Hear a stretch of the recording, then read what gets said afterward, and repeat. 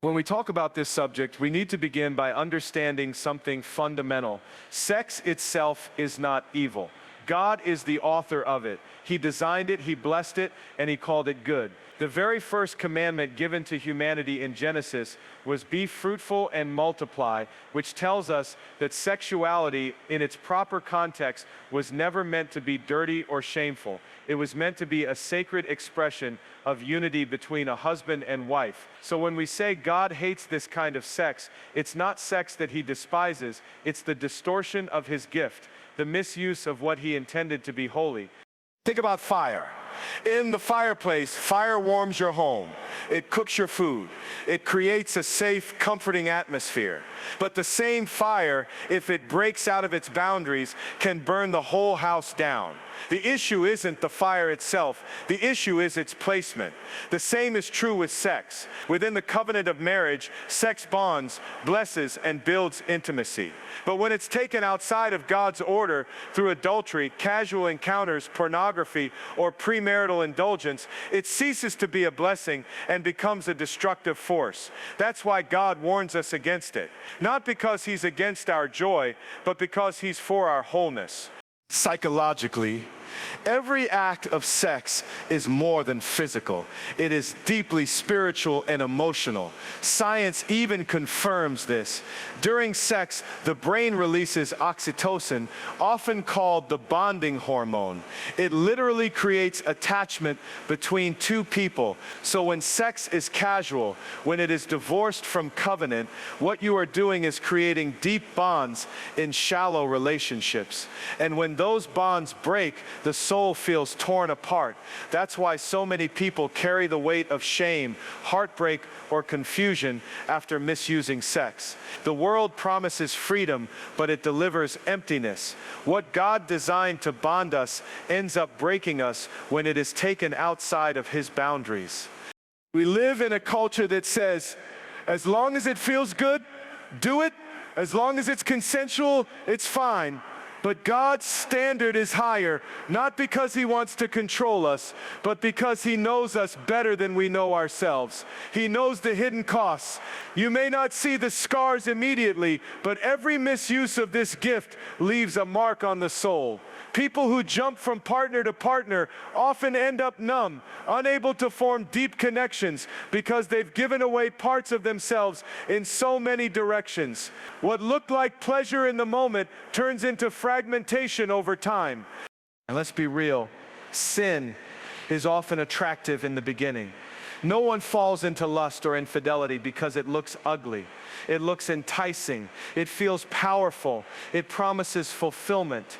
But here's the truth. Sin always overpromises and underdelivers. The Bible says in Proverbs that stolen water is sweet, but in the end, it leads to death. That's exactly how sexual sin works. It feels like freedom at first, but it ends in bondage. It feels like life in the beginning, but it leads to emptiness. God hates it because it destroys His children.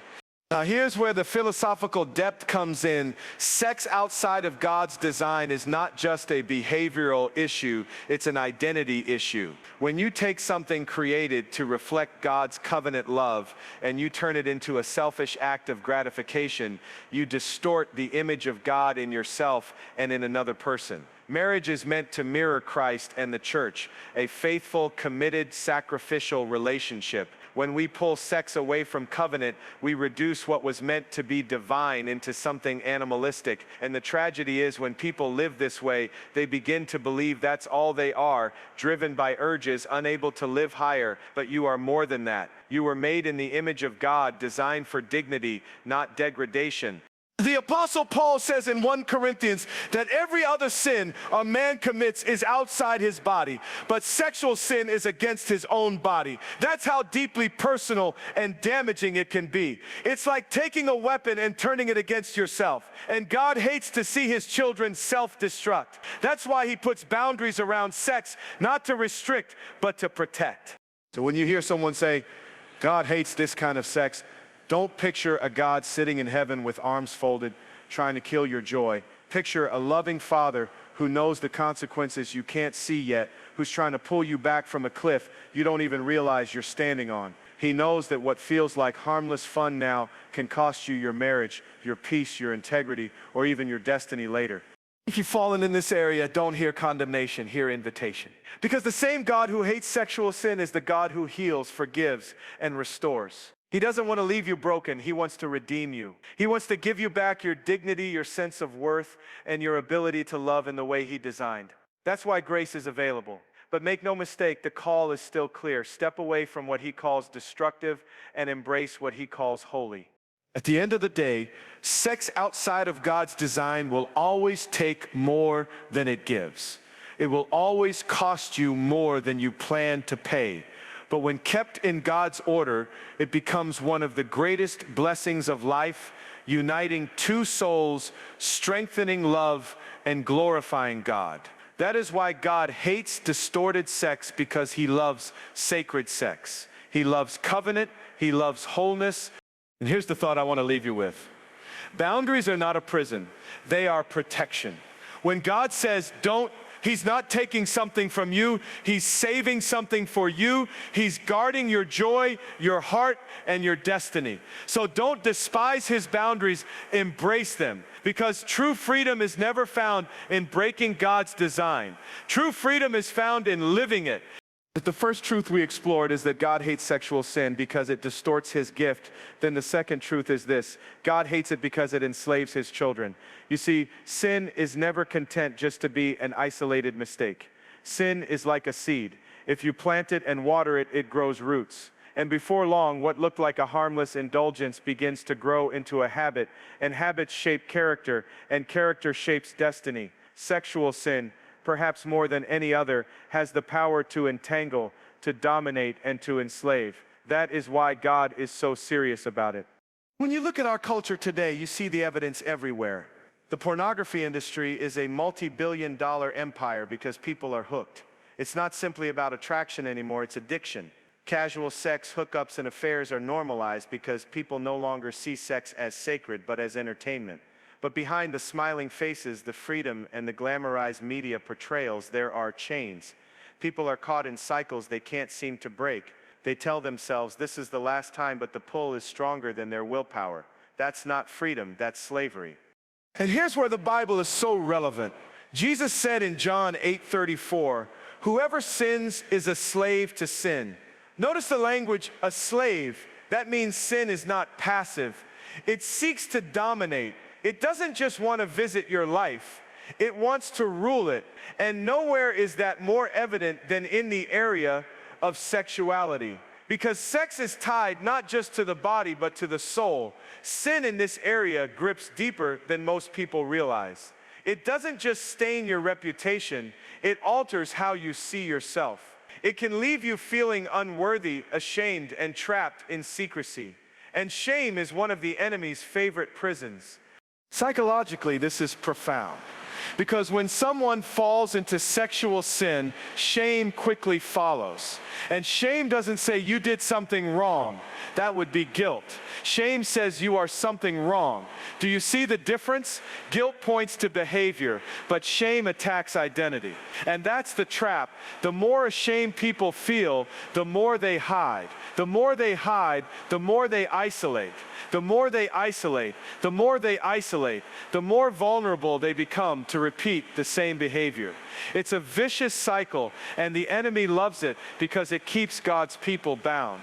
Now let's look at it philosophically. Why does God take this so seriously?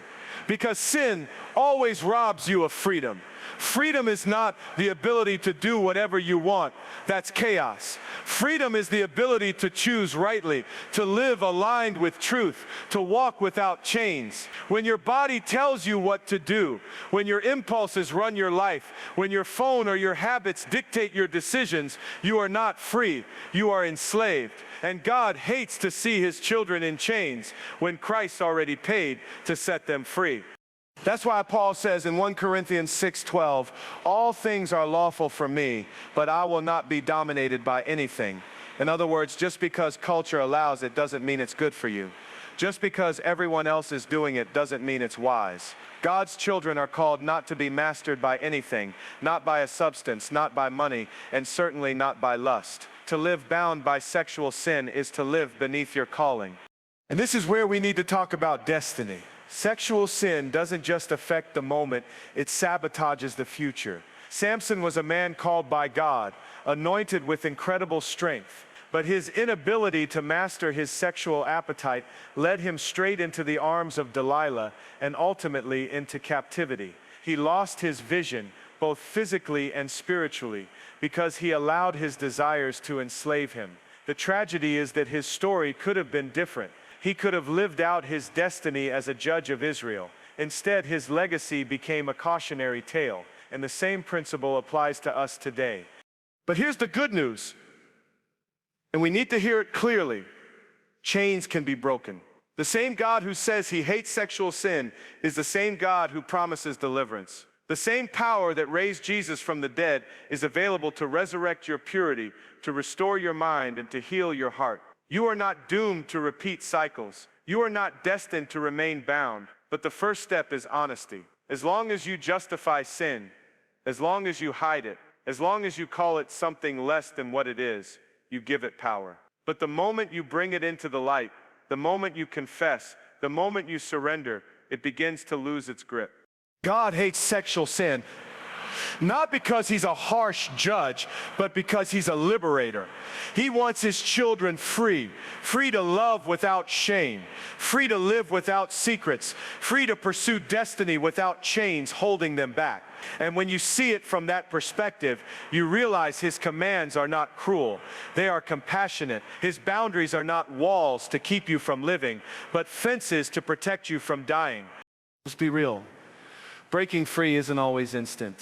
Sometimes it's a process. Sometimes it means accountability. Sometimes it means changing your environment, cutting off triggers, or renewing your mind with God's word. But here's the promise. Every step you take toward holiness is a step toward freedom, and freedom is always worth the fight. So let me leave you with this thought. Sexual sin always promises you pleasure, but ends with chains. God's way may feel harder at first, but it ends with peace. The question is simple: which ending do you want? Because every choice moves you toward one or the other. God's arms are open, his grace is real, his power is available, but the decision is yours. Choose freedom, choose holiness, choose life, because nothing is worth more than your destiny, your dignity, and your relationship with the God who loves you too much to let you stay enslaved.